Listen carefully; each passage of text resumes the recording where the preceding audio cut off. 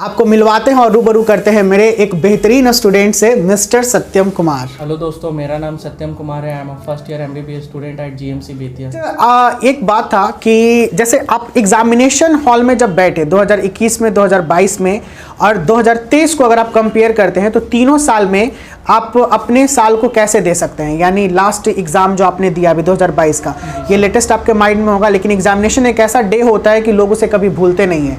और रियली इस 2022 का एग्जामिनेशन आप तो अब कभी नहीं भूल पाइएगा, क्योंकि ये आपके डे का मोस्ट इंपॉर्टेंट, मतलब आपके लाइफ का मोस्ट इंपॉर्टेंट डे बन गया है, क्योंकि ये सिलेक्शन लिखा है आपके लिए। तो 2020, 21 और 22 को कैसे कंपेयर कीजिएगा? सबसे पहले 2020 से स्टार्ट करते हैं। 2020 में जब हम पहली बार एग्ज़ाम में बैठे थे सर, तो उस टाइम मेरा माइंडसेट सिलेक्शन का नहीं था। अच्छा। क्योंकि उस टाइम मेरा बोर्ड्स था, यानी फर्स्ट अटेम्प्ट था ये। दोस्तों ये सुन लीजिएगा, सत्यम में सत्यम का जो फर्स्ट, जो रियली सब बच्चे लोग अपीयरिंग होते हैं और उसी समय नीट का एग्जामिनेशन के लिए भरते थे, क्योंकि इस बार भी बहुत सारे स्टूडेंट यहाँ से फिल किए थे। और उनका कितने का 16 ईयर होता है, कितने का 17 ईयर होता है, लेकिन फर्स्ट अटेम्प्ट में निकालना एक बहुत बड़ी बात होती है, क्योंकि उस समय में लोग अपने प्रिपेयर करते रहते हैं बोर्ड के लिए, तो शायद फोकस ज़्यादा नहीं कर पाते हैं नीट के लिए। तो यहाँ पर फर्स्ट अटेम्प्ट में ये भी बोर्ड में थे, बोर्ड का एग्जामिनेशन माथे पे था, सर पे। और बोर्ड का और नीट का सिलेबस जमीन आसमान का अंतर होता है। यानी बोर्ड में वही आते हैं, लेकिन बोर्ड का जो एग्जामिनेशन पैटर्न होता है या जो क्वेश्चन आस्किंग टेक्निक होता है वो बहुत ही लॉ क्राइटेरिया का होता है। यानी सिर्फ पासिंग नेचर जो आपका स्टेट बोर्ड या फिर जो CBSE बोर्ड निकालता है, लेकिन नीट जो होता है एक वास्ट सिलेबस को कवर करता है। इस बार 2 साल से हम लोग देख रहे हैं कि जो कोरोना के वजह से CBSE ने तो कई ऐसे चैप्टर को एलिमिनेट भी कर दिया है, लेकिन स्टेट बोर्ड चैप्टर को एलिमिनेट नहीं किए हैं, लेकिन फिर भी स्टेट बोर्ड ने अपने पैटर्न को बहुत डाउन रखा है इन एग्जामिनेशन में, क्योंकि बच्चे लोग उस ढंग से नहीं पढ़ पाए जिस ढंग से उनको पढ़ना चाहिए था। तो 2020 इनका पहला अटेम्प्ट था, 2021 सेकंड अटेम्प्ट था, 2022 थर्ड अटेम्प्ट था। थर्ड अटेम्प्ट में इन्होंने निकाला। 2020 के एक्सपीरियंस के बारे में सत्यम बात कर रहे हैं। सर वो तो पहले माइंडसेट था कि बस जाना है, एग्ज़ाम देना है, सही है तो सही है, नहीं सही है तो मतलब कुछ ना कुछ तो सीखना ही सीखना है। एग्ज़ाम हॉल में बैठे, पहले बायो अटेम्प्ट किए। जब बायो अटेम्प्ट कर रहे थे तो लग रहा था सर कि मतलब सिलेक्शन हो जाएगा, क्योंकि मेहनत किया हुआ था। बस माइंडसेट का फ़र्क था कि मतलब चलो जो होगा देखेंगे।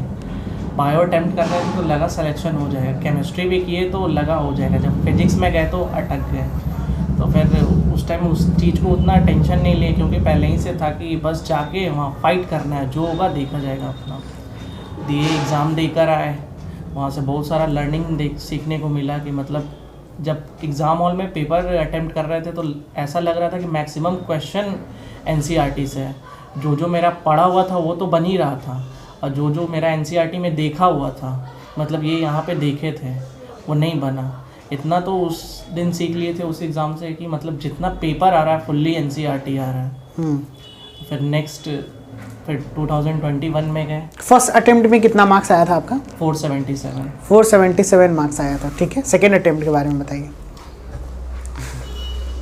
सेकेंड अटेम्प्ट में सर तैयारी नहीं किया। सेकेंड अटेम्प्ट में घर में भी सर कुछ प्रॉब्लम हो गया था, और कुछ बहुत सारा प्रॉब्लम हो गया था, तो अच्छे से तैयारी नहीं कर पाए थे। लेकिन फिर भी एग्ज़ाम जाके दिए कि मतलब चलो कुछ तो सीख लेंगे, दिए। और उस सेकेंड अटेम्प्ट में 481 मार्क्स आया था। देखिए ये बात बहुत ही बेहतरीन लगी मुझे। सेकेंड अटेम्प्ट में सत्यम ने उतनी तैयारी नहीं की। अगर शायद ये तैयारी करते तो 481 से ज़्यादा मार्क्स लेके आते, लेकिन पहले अटेम्प्ट में इन्होंने 470 के अप्रॉक्स मार्क्स लाया। 477। सेकेंड अटेम्प्ट में इन्होंने 481, यानी मात्र 4 मार्क्स का, यानी क्वेश्चन ज़्यादा हुआ। लेकिन इनके देखिए हर एक घर में कुछ न कुछ परेशानियां आती हैं, और वो परेशानियां कभी कभी हम लोग को झकझोर भी देती हैं, तो जहाँ पर हम लोग का एजुकेशन बहुत ज़्यादा मार खाता है। क्योंकि अगर परेशानियां सभी को, आप समझ सकते हैं सिचुएशंस को, ज़्यादा वीडियो लंबा करने से कोई फ़ायदा है नहीं। तो लेकिन ये जो कहा जाता है, ये सेकेंड अटेम्प्ट में उतना तैयारी नहीं कर पाए। कब मार्क्स आया? अब आते हैं सीधे थर्ड अटेम्प्ट के ऊपर। फर्स्ट अटेम्प्ट 477, सेकेंड अटेम्प्ट 481, और तैयारी नहीं, ये नोटिस कीजिएगा। थर्ड अटेम्प्ट जब सर सेकेंड अटेम्प्ट दे के आए तो उस टाइम पता तो चल गया था कि मतलब होना नहीं है, लेकिन अंदर से सर बहुत बुरा लगा था जब एग्ज़ाम हॉल से बाहर निकले और एग्ज़ाम दे के आए। तो उसी दिन पापा से रात में बात की कि पापा जाना है, कोटा जाना है तैयारी करने के लिए। फिर 2 दिन बाद निकल गए कोटा के लिए। फिर कोटा गए, वहाँ LN में एडमिशन लिए। फिर हम लोग का पढ़ाई शुरू हुआ। जब वहाँ जिस दिन LN में घुसे थे तो सर उस दिन ये माइंडसेट लेके गए थे इस बार जा रहे हैं, लेकिन जब यहाँ से जाएंगे तो एकदम सिलेक्शन नहीं के जाना है। तो फिर अपना क्लासेस स्टार्ट हुआ। फिर डेली का मेरा रूटीन रहता था कि मतलब सुबह उठना है, जो क्लास का पढ़ाई हुआ उसको रिवाइज़ करना है, क्वेश्चन प्रैक्टिस कर लेना है, फिर अपना क्लास जाना है, क्लास के आने के बाद नोट्स रिवाइज़ करके उसी बीच में टाइम निकाल के अपना NCERT को टाइम देना ही देना है। और उसके साथ साथ अगर टाइम निकल जाए, मैनेज हो जाए, तो प्रीवियस ईयर क्वेश्चन तो लगाना ही लगाना है। डेली इस चीज़ को मतलब प्रोसेस को फॉलो करते रहते थे। जब हम यहाँ तैयारी करते थे तो सर मतलब रिज़ल्ट ओरिएंटेड हम तैयारी करते थे, लेकिन वहाँ जाने के बाद हम अपना माइंडसेट चेंज करके प्रोसेस ओरिएंटेड तैयारी करते थे। रिज़ल्ट जो होना होगा वो होगा, लेकिन अगर अपने तरफ से तैयारी पूरा रखेंगे तो रिज़ल्ट कुछ भी हो एक्सेप्ट करेंगे। इस बात का रिग्रेट नहीं होगा कि मतलब तैयारी नहीं की है। तो ऐसा होता था सर कि वहाँ हर 21 दिन के बाद टेस्ट होता रहता था, तो अपना रियलिटी चेक होते रहता था कि मतलब 20 दिन पढ़ाई हुआ, 21 दिन टेस्ट हुआ। तो मतलब टेस्ट में मेरा जो गलती होता था, टेस्ट तो एकदम जो गलती हुआ सर उस दिन टेस्ट में, तो उस चीज़ को मतलब तुरंत आके रूम पे, ऐसा नहीं कि टेस्ट दिए चलो रिलैक्स हो गए अब टेस्ट दे लिए।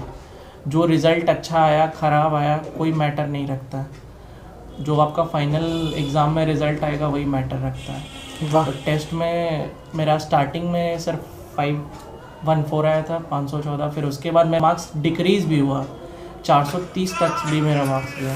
को लेकर टेंशन होता था, लेकिन मार्क्स को लेकर टेस्ट में टेंशन नहीं लेना है। टेस्ट बस प्रैक्टिस के लिए है, वो सिखाएगा। टेस्ट में जो गलती हुआ उस चीज़ से सीखना है ताकि मेन एग्ज़ाम में गलती ना हो। स्टार्टिंग में जब हम पटना में पढ़ते थे तो टेस्ट देते थे, तो टेस्ट देने से डर लगता था कि मार्क्स कम आएगा, तो डर को हटाना है। अभी मार्क्स कम आएगा तो कोई दिक्कत नहीं है, बट मेन एग्ज़ाम में मार्क्स कम आएगा तो बहुत बड़ा प्रॉब्लम होने वाला है। तो बस यही सोच के टेस्ट में जितना भी मार्क्स आया बस उस चीज़ को एक्सेप्ट करते थे, अपने से ईमानदार रहते थे। अपने को बेईमानी नहीं करना है, अगर खुद से बेईमानी करेंगे तो जीवन भर बेईमानी करते रहेंगे। बिल्कुल बिल्कुल। बस अपने से रियलिटी ही रहते थे। और जो टेस्ट में गलती हुआ, थोड़ा भी गलती हुआ, ऑप्शन बबल करने में गलती हो गया, यदि हमको ऑप्शन 21 नंबर क्वेश्चन को छोड़ना है और हमको 22 में बबल करना है, तो कभी कभी ऐसा होता था कि 21 वाले में ही बबल हो जाता था। तो यही गलती हो तो इसको भी अपने मिस्टेक नोटबुक में लिखना है। कभी कभी होता था सर कि मतलब 320 प्लस 120 340 कैलकुलेट करके लिख देते थे, तो प्लस माइनस भी गड़बड़ हो जाता है। तो ये सब भी मिस्टेक नोटबुक में अपना लिख लेना है कि मेरा एडिशन में गलती हुआ, क्योंकि एक मेंटली आप प्रिपेयर्ड हो जाओ कि ये गलती आपका टेस्ट में हो सकता है। पहला टेस्ट हुआ, फिर दूसरा टेस्ट हुआ, ऐसे ही जैसे जैसे टेस्ट देते गए गलती भी होते गया, गलती को इम्प्रूव भी करते गए और धीरे धीरे मार्क्स भी इम्प्रूव करता गया। जब पहला माइनर हुआ था तो 514 तक था, और जब पहला मेजर हुआ तो वही मार्क्स 560 तक पहुंच गया। वाह, यहाँ पर दो बातें बहुत ही इंपॉर्टेंट हमको गेस किए मैंने सत्यम का। एक है रिजल्ट ओरिएंटेड, एक है प्रोसेस ओरिएंटेड।